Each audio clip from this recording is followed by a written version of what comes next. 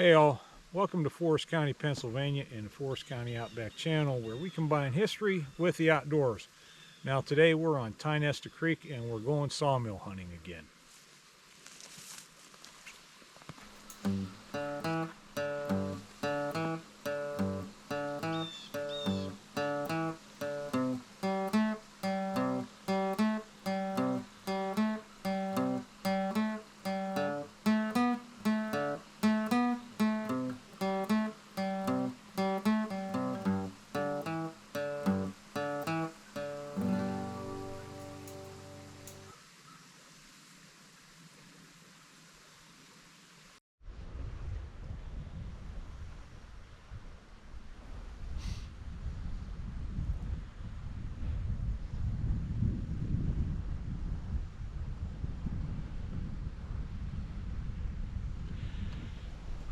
Now, life and the universe hold many mysteries.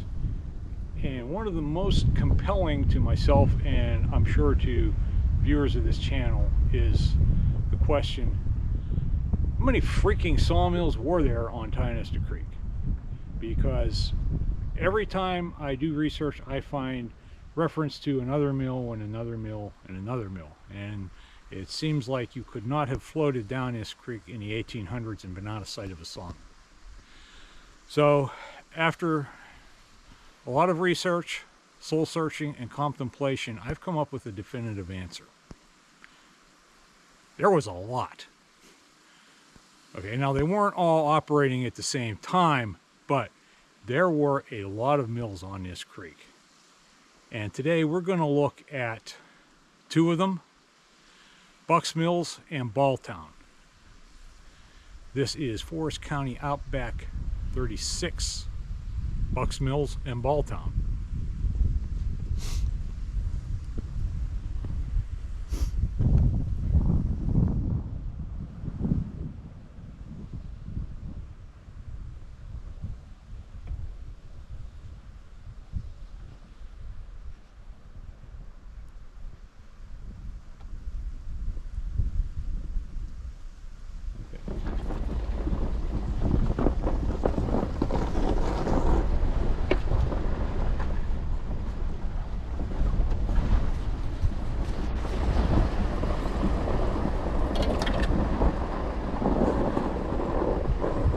This is Bucks Mills.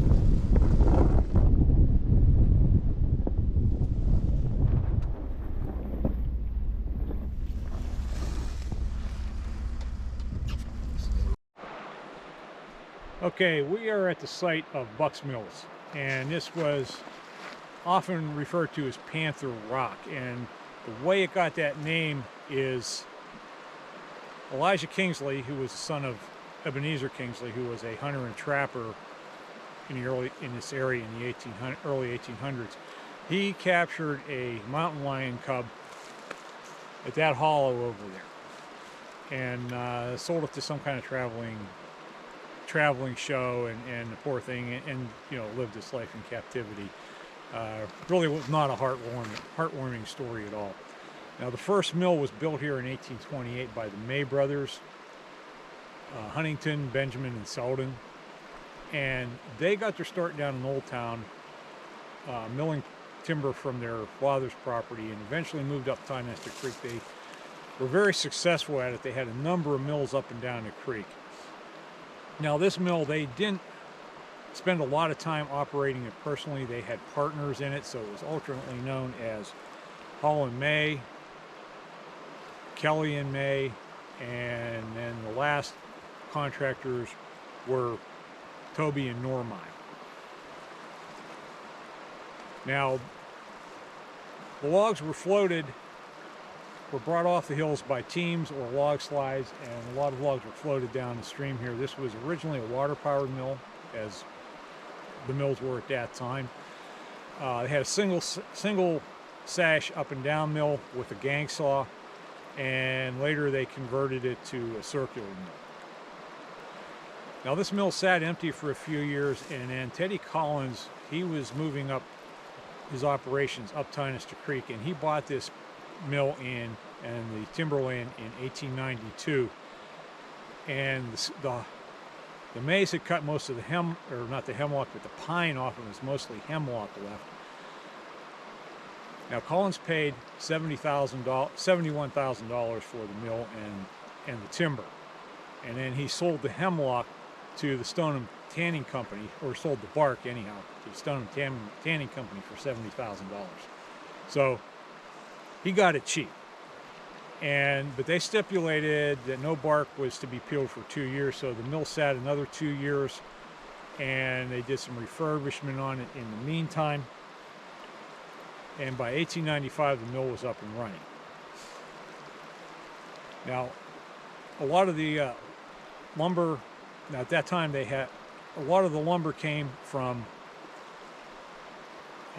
upstream from Minister, from Fools Creek. They would float it downstream, and they had a series of splash dams down Tionesta Creek, one at Minister, one near Balltown, and then one here, which we'll show you the remains of that here in a few minutes. The timbers are still in the creek, and it was a pretty good sized dam. In 1896, Collins extended his railroad from Kellettville up to Mayberg, and they built the railroad on the other side of the creek back here. You can see the grade. And at that time, they built a spur across the dam into the mill here. And he also rebuilt the mill again and turned it into a steam-powered bandsaw.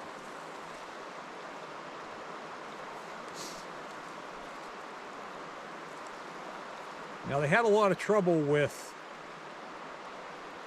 the dams washing out and the lumberyard flooding, and it just really messed up operations here.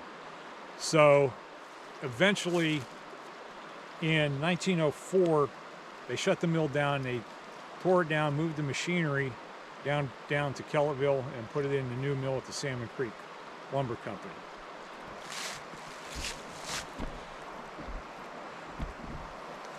Now, one time, Buck's Mills actually had a newspaper. I don't think it was much of a paper, but they had one. And they had a post office from 1868 to 1887. Now, after Collins sold out, like I said, everything was torn down and the property sat idle until 1933, when it was a CCC camp was built here. Civilian Conservation Corps camp. And the camp was here from 1933 to 1936, and the enrollees were from Florida, Georgia, and Alabama, so they must have really enjoyed the winter weather up here. But a couple of their projects were the Dunham Siding Truck Trail, which is now Forest Road 116, and they also built a J-Buck Truck Trail down near Endeavor or Queen and that. One of the other interesting things I came across is in 1899, when Collins was running the mill, was the payroll. And the average per day was $1.50 to $2 a day for the employees here. So you think you have financial problems. Of course, that money went a lot further back then. So these are the remains of the dam that was here. And there's a timber crib work out here in the creek. And it extends up here. And I think it extends all the way across the creek. I'm not going to try wading it right now. But it sure looks like it. Anyhow, I think I mentioned when Collins extended the S&T up here. They built a spur and into the mill, and you can see one end of it over there, those big cut stones.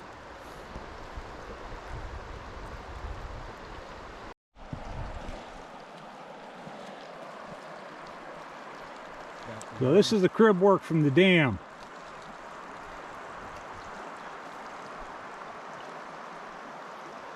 And we're on the upstream side of it.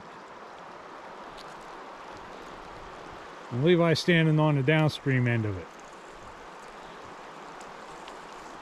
And it looks like this actually extends all the way across the stream.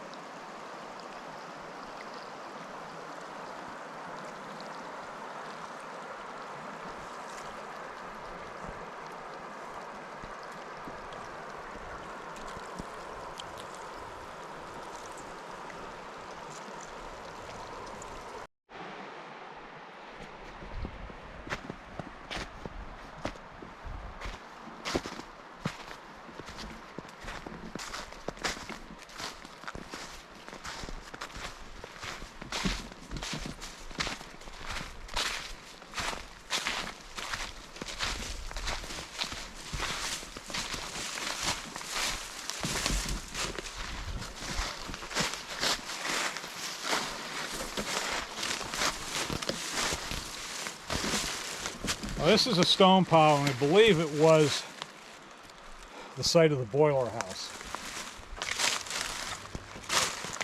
And we've got this photo. It's the only one I have of the mill.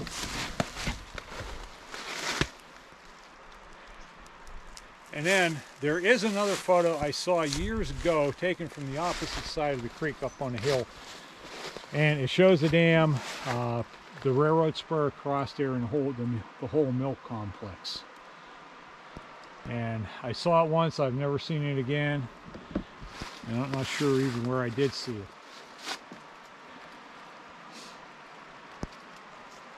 So this area on down out here would have been where the lumber was piled. And until the railroad, they had to float everything downstream.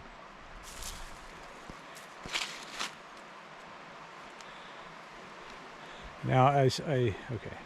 Good. I said they floated logs from Minister, and then later Fools Creek. They had a logging railroad up there, and they had a small 8-ton Climax. It was called the Gold Bug, and we actually have a couple photos of that here.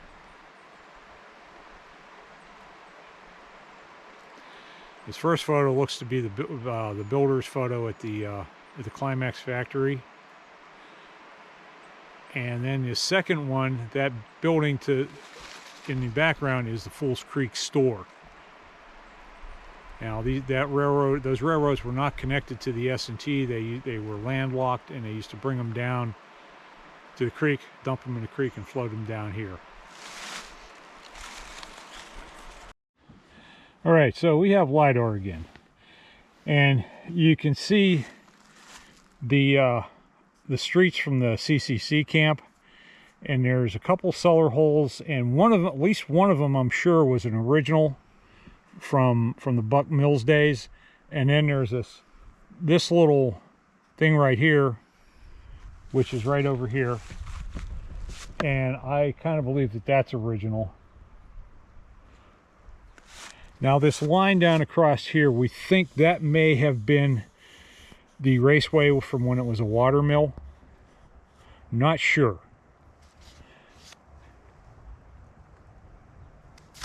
But let's see if I can get a more. Yeah, you can see some of the streets here a little better, and then the boiler house would have been over in here. And let's take a look at the aspect. Yeah. So, all right, so let's go look at them cellar holes.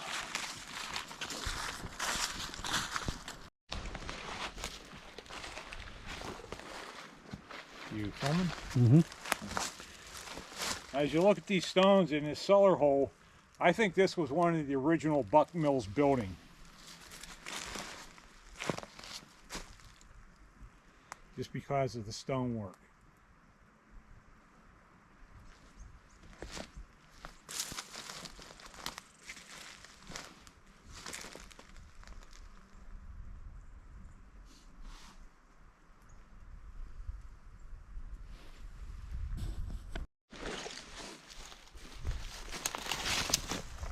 There's the doorway to the cellar.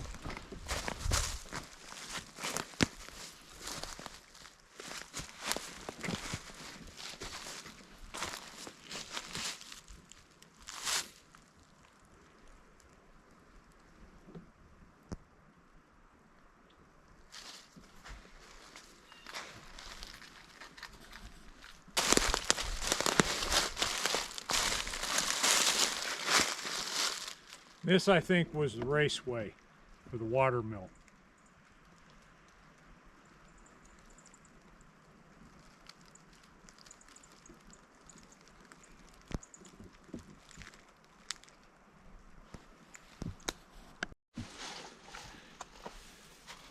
This is the site of another building, and this was newer. I remember when this was standing, there was a fireplace here. And what happened is Collins had camp leases, and in the 1980s they did not renew the leases, and they burned all the camps down. And I think that pretty sure that this is what this is the remains of.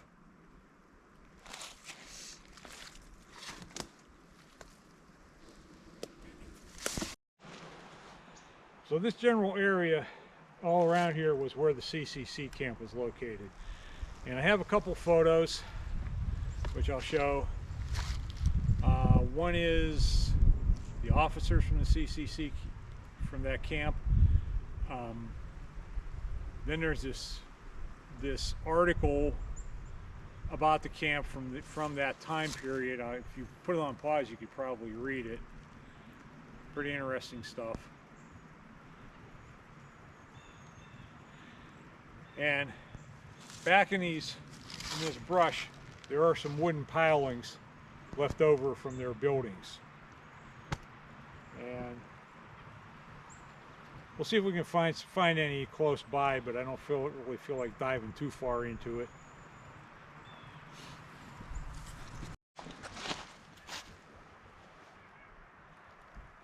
Now, these are pilings from the CCC buildings.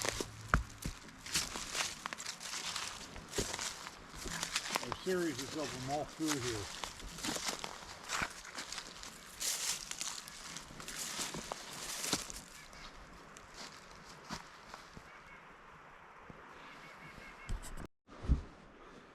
A couple more back there. I don't know if you can see them.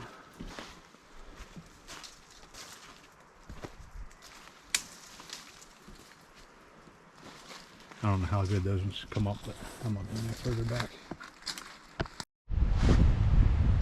So we're at Balltown now, and Balltown was mainly known as an oil town, but originally it was a sawmill town.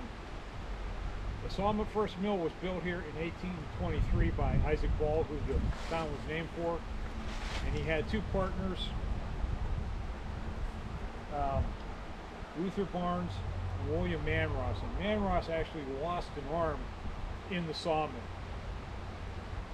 Now this here is the site of a dam. So we think this was the original 1823 dam with a backwater up to Mill Race, and we'll show you that later. But you can see how these stones are straight across here, and there's like a big rock at the other side as an anchor point. And this mound here is built of fill and stone, very typical of early dam construction. Now all that riprap, big riprap, that is from the S&T railroad grade. It's right there, right above the creek.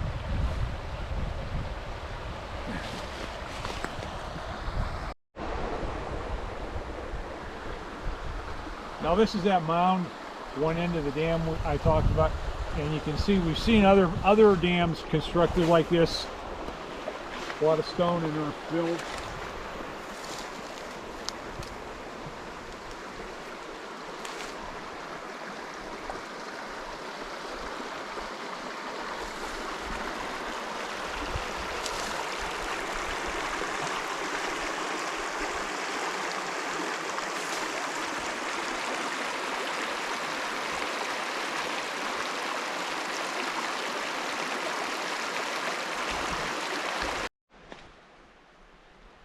Okay, there's that one end of the dam we were talking about. It's actually not the end. There's a big gap in here, and then it continues over here.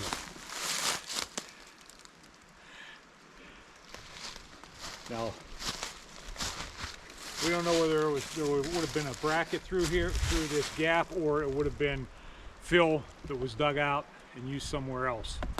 Because there was a lot of activity took place here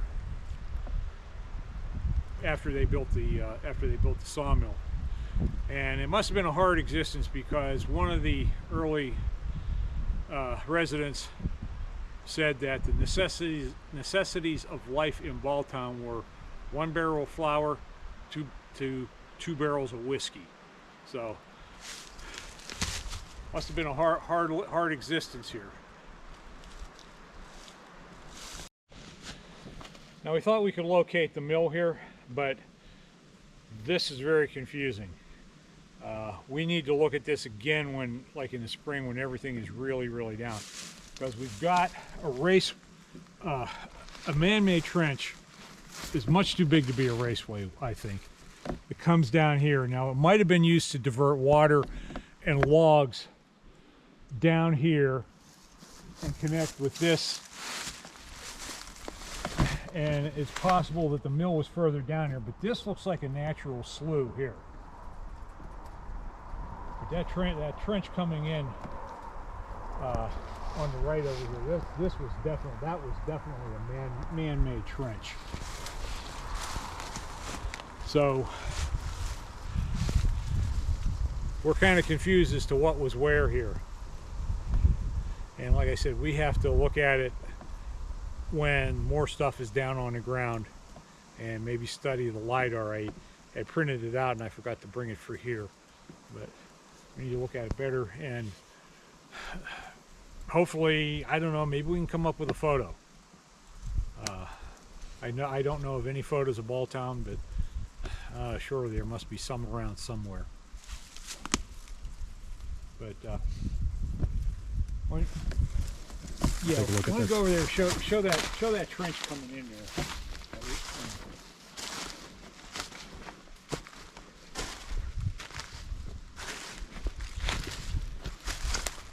So this part was definitely man-made, and the dam on Tionesta Creek was to the right of it. It was downstream, so it's like they were backing water up and then diverting it from that down this trench and out into this slough.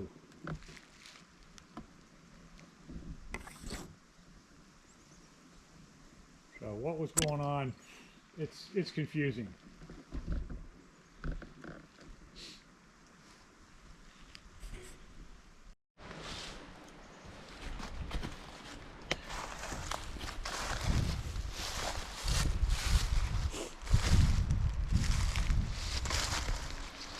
Okay, so we're back on the dam.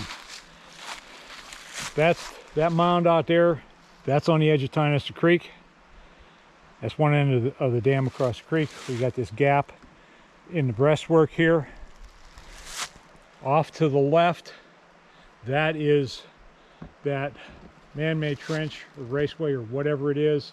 But they were siphoning water from the pond that was created by that dam. And what exactly they were doing with that, we can't figure out at this point. Now there is some stones over across on the other side here, but they may be totally unrelated to this activity. Beginning of the trench.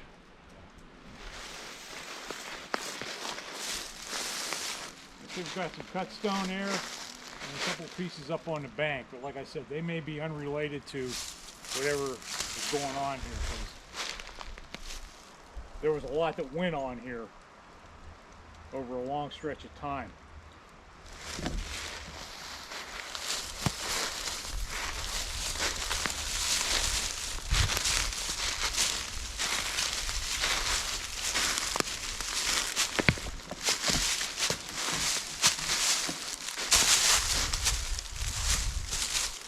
Almost had a blooper.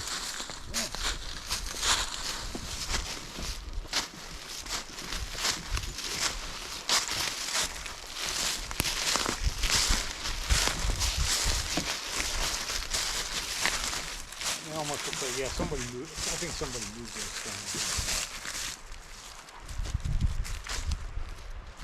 I'll walk up a little stream just a little bit.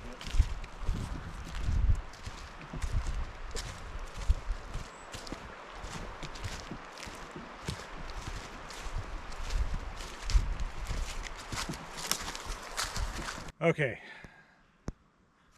As I said before, Balltown was known more as an oil town than as a sawmill town. The first wells were drilled here in 1864, and they really didn't produce anything. But later on, some oil men came back.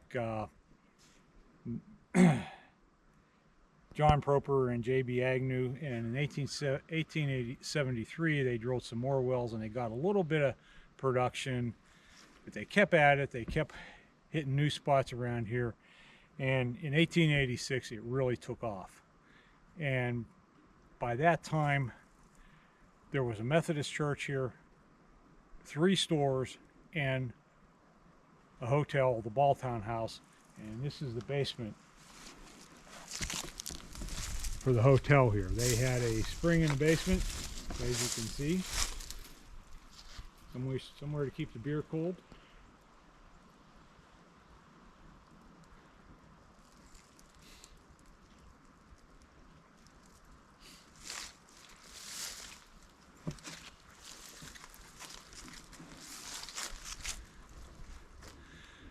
So that's it.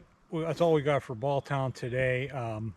We want to come back later in the spring when the vegetation is down and look around that sawmill site some more and try to figure out exactly what was going on down here. So if you liked it, hit the like button, subscribe, comment, share, and don't forget our Facebook page at Forest County Outback on Facebook. Thanks for watching. Catch you on the next one.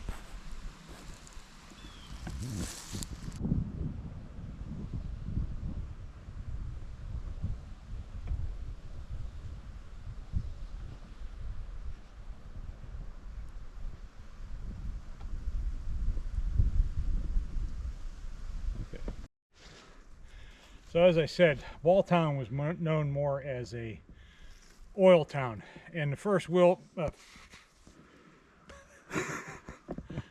there's somebody up there. Take 2. Okay, Balltown. Yeah, take 2. Okay, Balltown was known as an oil town. God, let's start. Okay, start again. Give it a couple seconds here. I'll leave it on. Yeah.